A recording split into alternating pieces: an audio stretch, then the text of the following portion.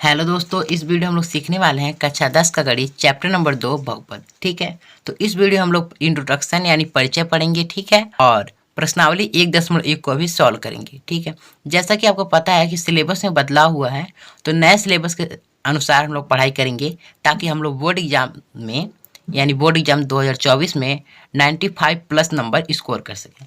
तो चलिए दोस्तों, वीडियो के अंत तक बने रहिए। वीडियो को शुरू करते हैं। तो देखिए, हमारा चैप्टर क्या है, बहुपद। ठीक है, तो हम लोग को सबसे पहले समझना पड़ेगा कि बहुपद का मतलब क्या होता है। तो देखिए, बहुपद का मतलब होता है बहुत से पद, यानी मान लीजिए बहुत प्लस पद। ठीक है, यानी यही हो जाता है हमारा बहुपद। तो बहुत का मतलब तो आप लोग जानते हैं, अब हम लोग को पद को समझना है। ठीक है, तो अगर मान लीजिए ये जो पद है, अगर हम लोग लिख दें 2x 5x, ये सब एक पद होते हैं। ठीक है, तो इनको समझने के लिए आपको सबसे पहले समझना पड़ेगा चर और अचर। ठीक, तो देखिए, एक होता है हमारा चर, ठीक, और एक होता है हमारा क्या, अचर। तो देखिए दोस्तों, जो चर होता है इसका मान बदलता रहता है। यानी कि चर क्या होता है, चर वह होता है जिसका मान बदलता है। जैसे हम लोग x y z a b, ये जितनी भी ABCD वाली आती हैं ना, क्या होती हैं, चर होती हैं। ठीक, क्योंकि इनका मान अक्सर बदलता रहता है। और जो अचर होता है, ठीक है, अचर, अचर का मान नहीं बदलता है। जैसे 2, ठीक, 5, 10, 100, यानी जितनी भी संख्याएं हैं वो क्या होती हैं, अचर होती हैं, क्योंकि कभी भी इन सब संख्याओं का मान नहीं बदलता है। यानी जिनका मान नहीं बदलता है वो अचर होती हैं, और जिनका मान बदलता है वो चर होती हैं। ठीक है, अगर मान लीजिए हम लोग x की जगह, हम लोग आप लोग 9वीं क्लास में पढ़े भी होंगे कि x की जगह 1 रख सकते हैं, 2 रख सकते हैं, x की जगह, ठीक है, रख सकते हैं ना। इसलिए चर का मान हमेशा बदलता रहता है और अचर का मान नहीं बदलता है। ठीक है, तो देखिए, जो बहुपद होता है, जैसे कि दोस्तों बहुत सारे पद, यानी मान लीजिए जो पद होते हैं, ठीक है, जैसे पद क्या हमारा 2 हो सकता है, 2x हो सकता है, और 2 + 2। दोस्तों ये एक पद नहीं है, 2 पद होगा। अब आप लोग सोचेंगे कैसे, तो देखिए दोस्तों, आप लोग को एक बात ध्यान रखना पड़ेगा कि हम लोग जब भी पद देखते हैं, ठीक है, तो हम लोग ये देखते हैं दोस्तों, आप लोग जानते हैं जो संक्रियाएं होती हैं वो 4 होती हैं। एक होता है हमारा प्लस, एक होता है माइनस, एक होता है गुणा, और एक होता है भाग। ठीक है, तो देखिए, जो गुणा और भाग की संक्रियाएं हैं, ये 2 संक्रियाएं अगर किसी 2 पद के बीच में लगी हैं तो एक ही पद माना जाता है। जैसे हम लोग को पहले पद को अच्छी तरह समझना पड़ेगा। तो मान लीजिए अगर हम लोग लिखते हैं 2x, तो 2 के बीच में जो संक्रिया लगी हैं वो कुछ नहीं है, यानी जब कुछ नहीं होता तो हम लोग गुणा मान लेते हैं। तो आप मान सकते हैं कि 2 और x के बीच में किसका चिन्ह है, गुणा का चिन्ह है। यानी कि जब गुणा का चिन्ह रहेगा तो ये एक ही पद होगा। और अगर हम लिख दें 2/x, तो क्या है, भाग है, क्योंकि जो बटा में होता है भाग में होता है, यानी कि इसका मतलब ये एक ही पद है। देखिए दोस्तों, ये 4 संक्रियाएं होती हैं, एक होता है प्लस, एक होता है माइनस, एक होता है गुणा, और एक होता है भाग। ठीक है, तो देखिए, जब भी 2 पदों के बीच में गुणा का चिन्ह या भाग का चिन्ह लगा रहेगा तो एक ही पद कहा जाता है। जैसे अगर हम कहते हैं 5x, तो इसके बीच में क्या है, गुणा चिन्ह, यानी कि एक ही पद है। अगर हम लोग लिख दें 2/x या फिर 3/y, तो ये क्या है, गुणा में यानी भाग में है, ये भी भाग में है। ठीक है, तो ये एक ही पद होगा। लेकिन दोस्तों ये सब तो एक ही पद है, लेकिन अगर हम लोग लिख दें कि 2 + 2, तो चिन्ह किसका लगा, प्लस का, यानी कि ये 2 पद हैं। एक, अब ये पद जो है वो अलग हो जाएंगे, यानी कि अभी 2 पद गिने जाएंगे। लेकिन जब अगर बीच में गुणा का चिन्ह या भाग का चिन्ह लगता है तो हम लोग एक ही पद गिनते हैं। ठीक है, तो उम्मीद करता हूँ आप लोग को ये पद समझ में आया होगा कि, ठीक है। तो मान लीजिए दोस्तों, हम लोग लिखते हैं 2x + 2, ठीक है, ये क्या है, एक बहुपद है। 3x + 4, ये भी क्या है, एक बहुपद है। 5x + 3, ये भी क्या है, एक बहुपद है। अगर हम लोग इस प्रकार से लिख लें 2x² + 4x + 5, ये भी क्या है, एक बहुपद है। अगर हम लिख लें 6x + 3, ये भी क्या है, एक बहुपद है। यानी कि सारे क्या होती हैं, बहुपद होती हैं। तो आपसे कभी का एग्जाम में प्रश्न पूछ देता है, आपको बोल देगा कि निम्नलिखित में से कौन से बहुपद हैं। तो देखिए, जो बहुपद होता है ना, उसमें जो ये चर है, ठीक है, यानी x x x, इसमें x है। अगर मान लीजिए 3y + 3 भी लिख लें, तो ये x क्या है, चर है, यानी चर क्या होता है जिसका मान बदलता रहता है। तो चर की घात होगी ना वो कम से कम 1 होगी, यानी चर की घात एक पूर्णांक होना चाहिए, ठीक है। अगर चर की घात जो है एक पूर्णांक रहेगा तो क्या होता है, एक बहुपद होता है, ठीक है। ठीक है दोस्तों, तो देखिए जो बहुपद होता है वो क्या होता है, चर का घात एक पूर्णांक होना चाहिए। अब पूर्णांक क्या होता है, तो आपको पता है कि जीरो भी माइनस वाली संख्या है और इधर प्लस वाली संख्या है, अनंत तक इधर भी अनंत तक इधर भी, यानी कि सारे पूर्णांक होते हैं। यानी जीरो प्लस वाली सारी संख्या माइनस वाली सारी संख्याएं क्या होती हैं, पूर्णांक होती हैं, ठीक है दोस्तों। तो उम्मीद करता हूँ आप लोग को समझ में आया होगा। अब हम लोग देख लेते हैं कि बहुपद की घात क्या होती है, ठीक दोस्तों। तो देखिए मान लीजिए कोई भी बहुपद है, ठीक है, जैसे मान लीजिए 2x प्लस 5 यानी 4 ही मान लीजिए 2x प्लस 4, ये एक बहुपद है। तो दोस्तों हम लोग इसमें देखते हैं क्या है कि जो इसमें चर है यानी x, इसकी अधिकतम घात क्या है। तो देखिए इसमें चर एक ही है और इसकी अधिकतम घात क्या है, 1 है, यानी कि जो इसकी घात होगी, यानी घात क्या होगी, 1 होगी, ठीक है। अगर मान लीजिए हम कोई बहुपद लेते हैं 2x square plus 4x plus 5, दोस्तों अब बहुपद वैसे मैंने माना है, ठीक है।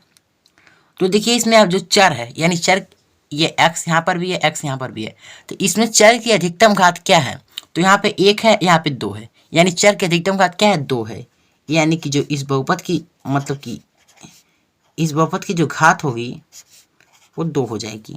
अगर मान लीजिए हम कोई बहुपद इस प्रकार से लेते हैं 3x क्यूब प्लस 5, तो इस बहुपद की अधिकतम घात क्या है, 3 है, यानी इसकी घात क्या होगी, यानी जो पावर होगा वो 3 होगा। अगर हम बहुपद लेते हैं 4x पे power 4 plus 5x cube plus 2x plus 7, तो जो कि इसमें बहुपद की घात क्या होगी, ठीक है। देखिए यहाँ पे 4 है, यहाँ पे 3 है, यहाँ पे 1 है, यानी अधिकतम घात क्या है, अधिकतम घात क्या है, 4 है, यानी बहुपद की घात जो होगी वो 4 ही होगी, ठीक।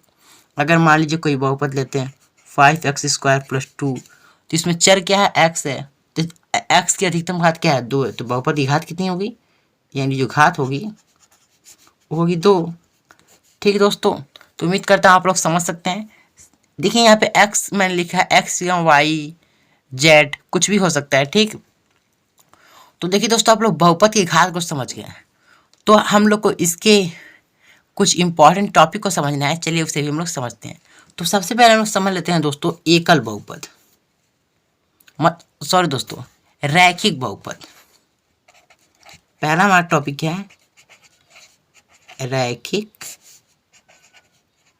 बहुपद, ठीक है। तो देखिए दोस्तों रैखिक बहुपद क्या होता है, तो देखिए दोस्तों जिस बहुपद की घात 1 होगी वह रैखिक बहुपद होता है। रैखिक का मतलब होता है एक घात, यानी अगर हम लोग कहें 2x प्लस 9, तो इसमें चर क्या है, x है, और x की अधिकतम पावर क्या है, घात क्या है, 1, यानी आप लोग बता सकते हैं कि इस बहुपद का जो घात है वो 1 है, यानी कि ये जो बहुपद है क्या होगा, एक रैखिक बहुपद होगी। कैसी बहुपद होगी दोस्तों, रैखिक बहुपद, ठीक, ये एक रैखिक बहुपद होगा, ठीक है। अगर हम लोग लिख लेते हैं 4x प्लस 5, ये भी क्या एक रैखिक बहुपद है, ठीक है, क्योंकि क्या है इसमें जो चर की अधिकतम घात है वो 1 है, यानी ये भी क्या होगा हमारे दोस्तों, रैखिक बहुपद, ठीक, ये भी हमारा एक रैखिक बहुपद है। अगर हम लोग लिख लेते हैं 5x प्लस 9 प्लस 2, तो इसमें चर की अधिकतम घात क्या है, 1 है, यानी कि रैखिक बहुपद है, ठीक। अब हम लोग समझ लेते हैं इससे आए क्या कि द्विघात बहुपद क्या है। तो देखिए दोस्तों जिस बहुपद की घात 2 होती है वो क्या होता है, हमारा द्विघात बहुपद होता है, ठीक है। जैसे कि मान लीजिए कोई बहुपद है 2x square plus 5x plus 2, ठीक है। तो जो बहुपद है इसकी अधिकतम घात क्या है, 2 है, यानी कि ये क्या है, एक द्विघात बहुपद है। आप लोग क्या कह सकते हैं, ये द्विघात बहुपद है। दोस्तों आपको चैप्टर नंबर 4 है वो क्या है, द्विघात समीकरण है।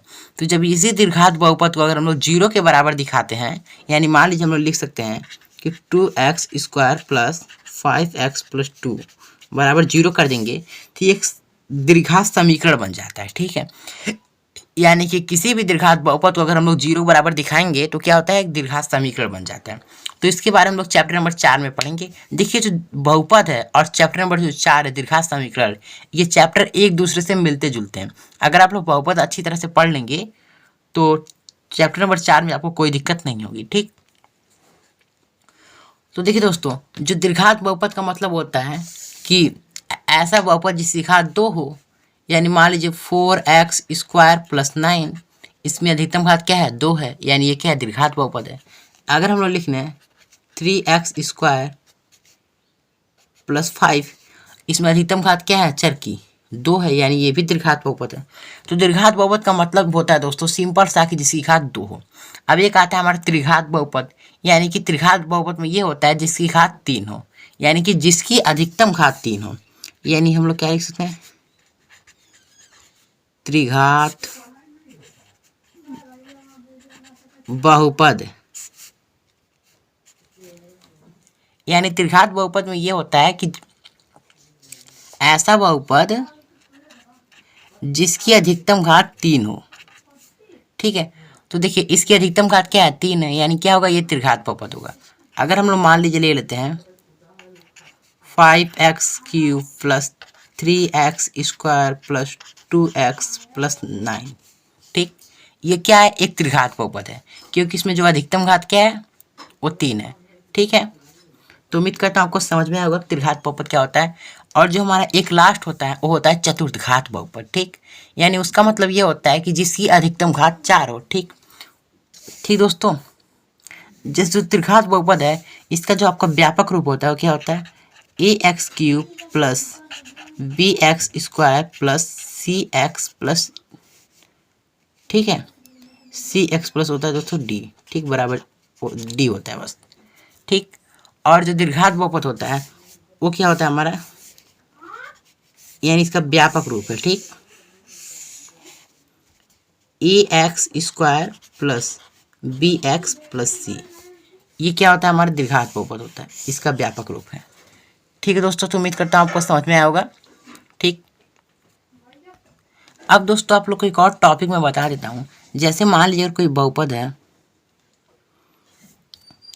2, ठीक है, तो ये क्या है, एक पद है, यानी आप कहेंगे इसे एक पद वाला बहुपद है। अगर मान लीजिए कोई बहुपद है 2x प्लस 4, तो आप लोग जान लें कि 2 पद वाला बहुपद है, यानी इसमें 2 पद है, 2 बहुपद है। अगर मान लीजिए कोई बहुपद इस प्रकार से है ax² plus vx plus c, तो दोस्तों ये जो बहुपद है इसमें 3 पद है, एक पद ये, एक पद ये, एक पद ये, यानी कि 3 पद वाला बहुपद है।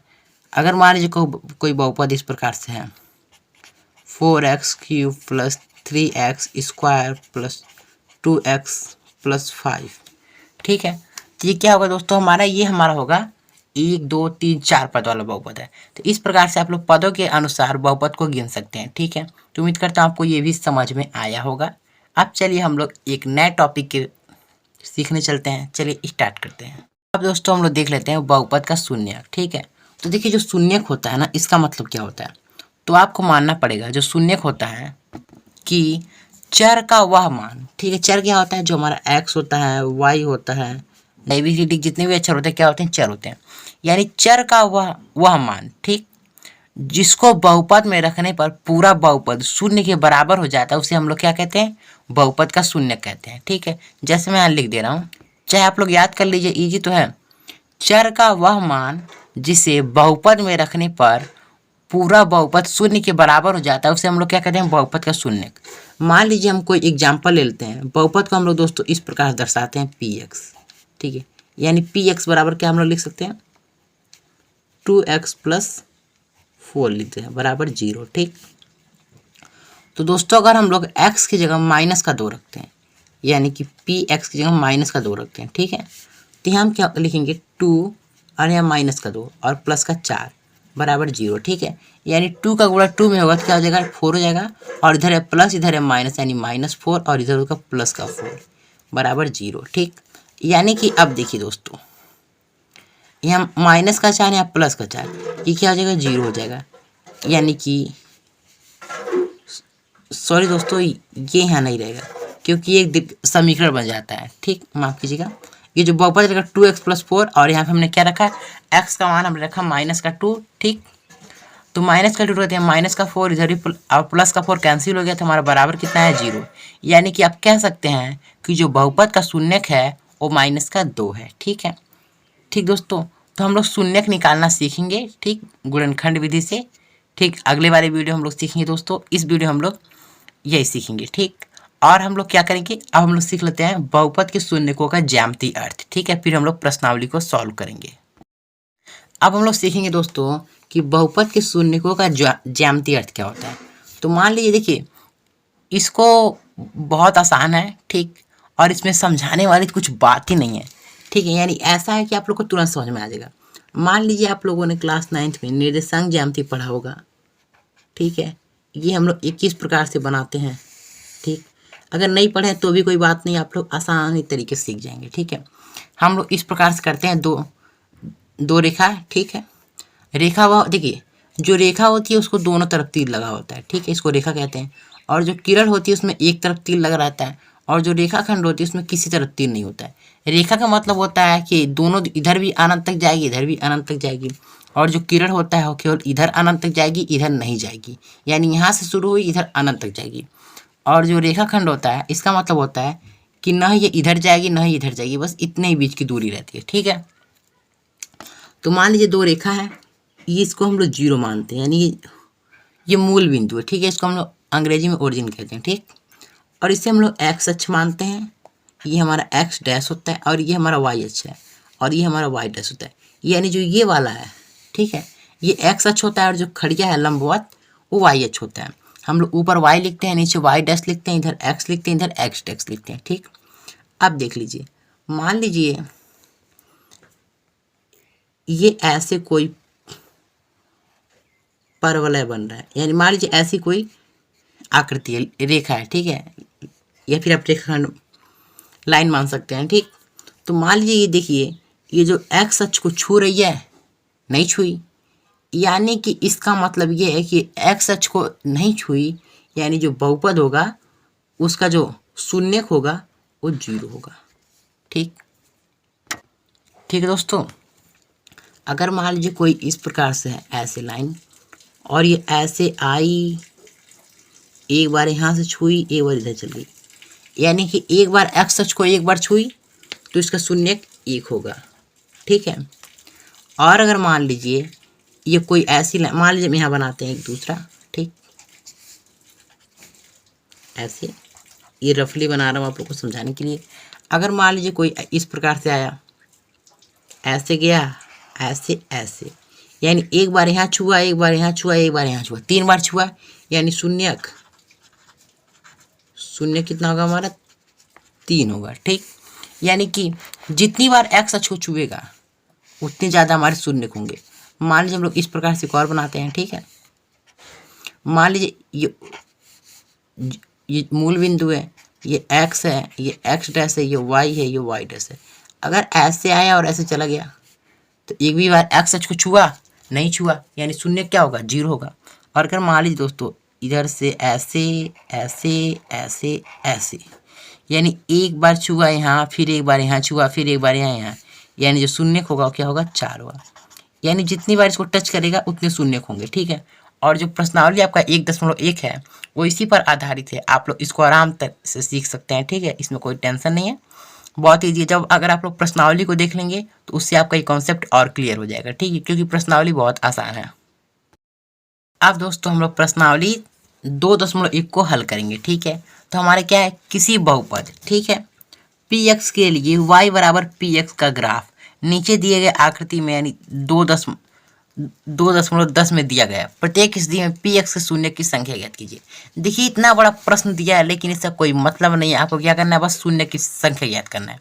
तो मैंने जैसा कि आपको बताया कि ये जो रेखा है, ठीक है, ये x अक्ष को कितनी बार काट रही है।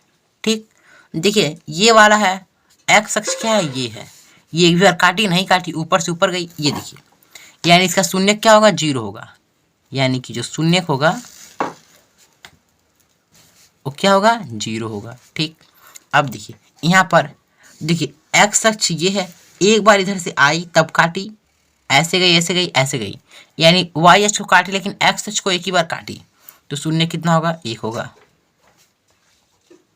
शून्य 1 होगा।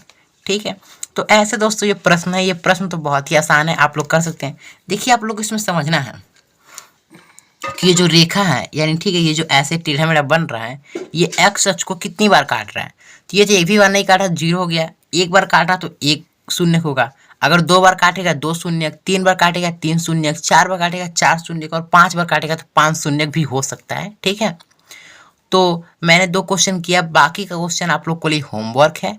आप लोग कमेंट बॉक्स में जरूर लिखिएगा कि जो इसके आय का प्रश्न है उसमें कितने कितने शून्य होंगे। ठीक है, अगर आप लोग को नहीं समझ में आएगा तो आप लोग हमें फिर कमेंट कीजिएगा, तो हम उसकी वीडियो बना देंगे। ठीक, लेकिन दोस्तों प्रश्न तो बहुत आसान है, आप लोग के लिए होमवर्क है, आप लोग कीजिएगा। ठीक है, और उसका उत्तर जो है कमेंट बॉक्स में लिखिएगा। चलिए मिलते हैं अगले वीडियो में। जय हिंद।